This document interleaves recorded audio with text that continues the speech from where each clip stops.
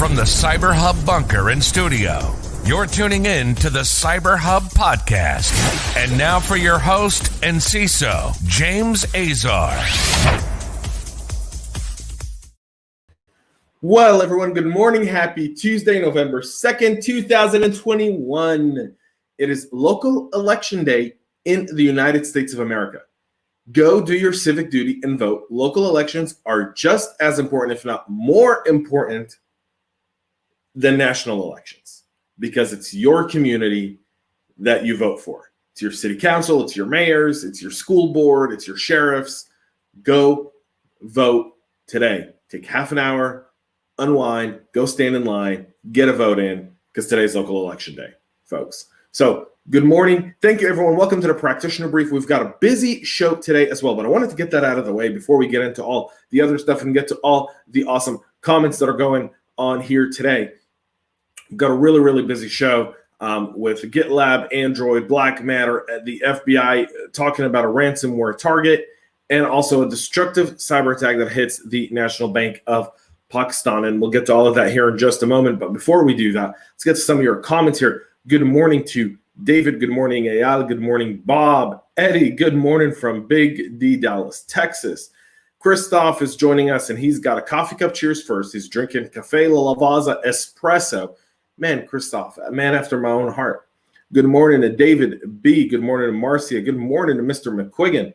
And Christoph goes, congratulations on the new edition and finding the balance for your family. Yes, I did. If you have not seen my LinkedIn post, I am kind of restructuring how I do the podcast. The Practitioner Brief is not changing. CyberNews will not change. We'll still be doing it as usual. Some of my other stuff, I've had to kind of find workarounds. I've got to be there to help mom, and number two, be there with my son, which is really important for me. I love that little guy, and so I got to find the balance, folks. Christoph already voted by mail. Coffee cup, cheers. Justin's here from awesome, beautiful, amazing Nashville, Tennessee. Thank you for being here, folks. A shout out to KnowBe4, who without their support, this show would not be possible. Thank you so much to the folks over at KnowBe4. And now, without further ado, folks, what are you drinking? Because I've got my double espresso. I hope whatever you're drinking this morning, you enjoy it. Make it yours. Coffee cup, cheers. Let's get into the show. Love coffee in the morning. All right, here we go. We'll start off with the GitLab unauthenticated RCE flaw that's being exploited in the wild. It's now patched, but it's a critical remote code execution vulnerability in the GitLab web interface that's been detected as being actively exploited in the wild, according to cybersecurity researchers. It's rendering a large number of internet-facing GitLab instances susceptible to attacks. It's been tracked as CVE 2021-22205. The issues related to an improper validation of user-provided images that results in arbitrary code execution. The vulnerability, which affects all versions, starting from 11.9, has since been addressed by GitLab on April 14th of 2021. So we're in November. This has been addressed in April and in versions 13.8.8, 13.9.6, and 13.10.3. In one of the real-world attacks detailed by HN Security last month, 2 user accounts with admin privileges were registered on a publicly accessible GitLab server belonging to an unnamed customer by exploiting the aforementioned flaw to upload a malicious payload that leads to remote execution of arbitrary command, including obtaining elevated privileges. Although the flaw was initially deemed to be a case of authenticated RCE and assigned a CVSS score of 9.9, the severity rating was revised to 10.0 on September 21st, owing to the fact that it can be triggered by unauthenticated threat actors as well.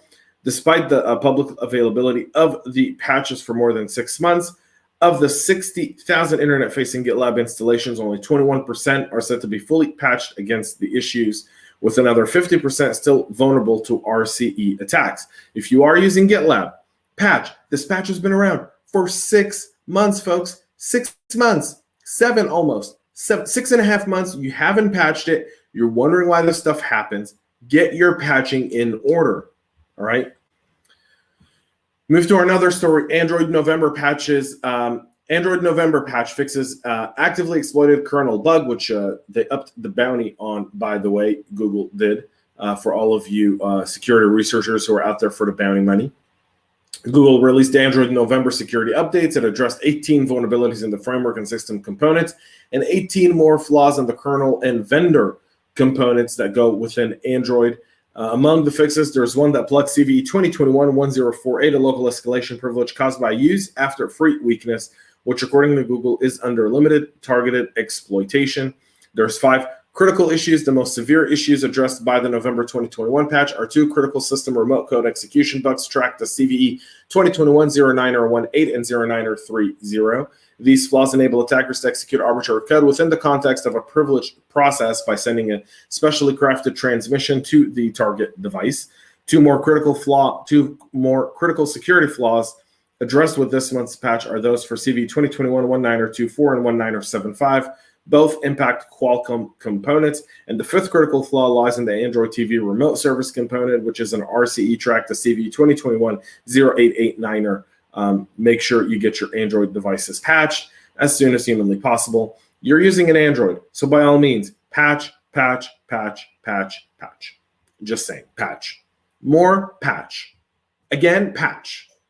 The last 2 stories involve patching. Patch. I got to do like this jingle, right? I've got a jingle in my head for this that will like make everyone sing it at the cooler or whatnot. I'm gonna get that done. Among all the other things I'm trying to get done right now. All right, folks. BlackMatter ransomware operators developed a custom data exfil tool. It's been dubbed XMatter. The custom tool allows BlackMatter ransomware as a service operators to easily target data of value from compromised systems. They're looking to make their attacks faster. XMatter has been designed to grab specific file types from selected directories and upload them to an attacker-controlled server before the ransomware itself is compromised and executed. It's compiled as a .NET executable. The tool attempts to hide its window. If specific command line arguments are found, it then proceeds to collect all drive names and file path on the system, excluding specific directories, file with specific attributes, and file with less than 1,024 bytes in size. The attackers have been working on refining this, and you can tell that they are getting really, really good at it. But one key thing with this one, with BlackMatter, is they're looking for speed, folks. Speed is critical for them. Speed. And with ransomware, speed is everything. If they can get into your system and lock you out within 4 hours, they've got you with your pants down, ready to go. This is significant. This changes how we look at ransomware recovery from a playbook perspective, also from a detection perspective. The time to kind of moan around and investigate is just not there. How data exfil, your DLP policies here are significant. How you recognize different DLP products and sizes, look at what they're doing, and then adjust just to that and make that a new DLP policy. Sit with your SOC team, sit with your threat hunting team, and have this conversation and get those guys on board to look for this, especially if you believe you could be a target of BlackMatter. They have targeted critical infrastructure, they've targeted healthcare, they've targeted defense companies, and they've targeted really wealthy corporations, all of which are targets. So go to MITRE, check out what BlackMatter is doing, map that to what you've got, start looking at it, and build a contingency to identify when they're doing it, because they're going for speed, and you can stop them. Speed is a weakness. It is not a strength.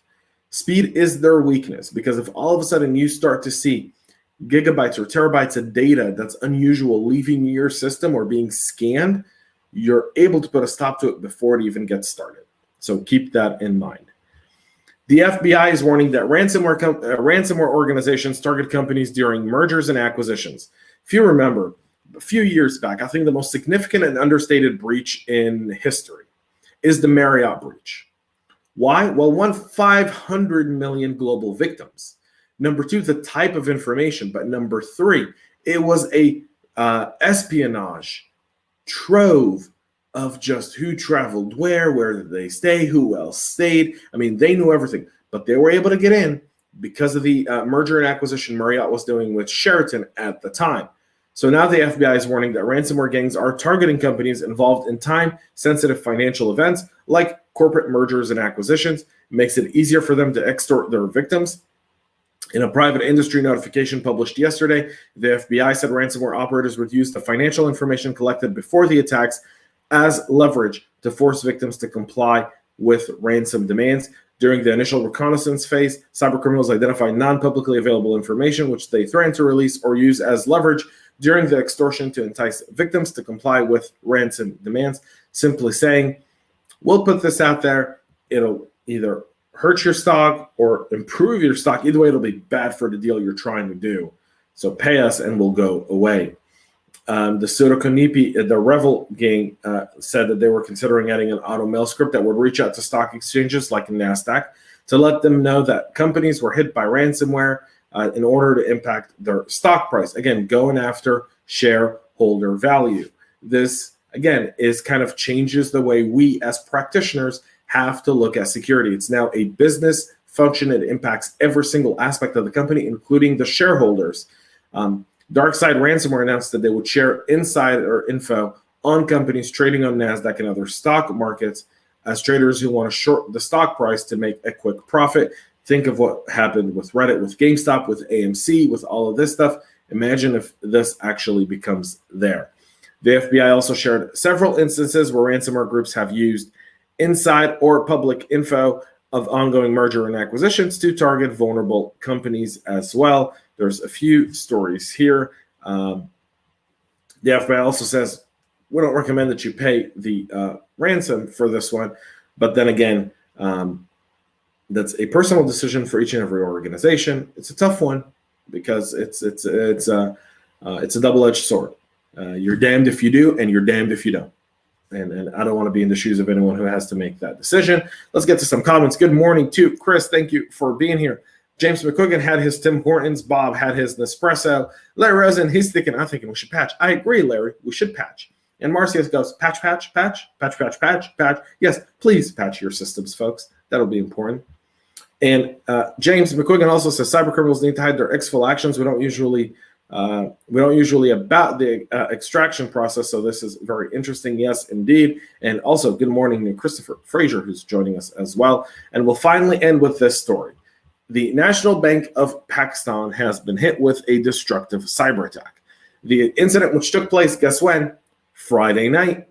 And Saturday impacted the bank's back-end system, affected servers used to interlink the bank's branches, the back-end infrastructure controlling the bank's ATM network, and the bank's mobile app. The attack crippled some of these systems. No phones are reported missing, according to the bank, and people familiar with the attack and the current investigations.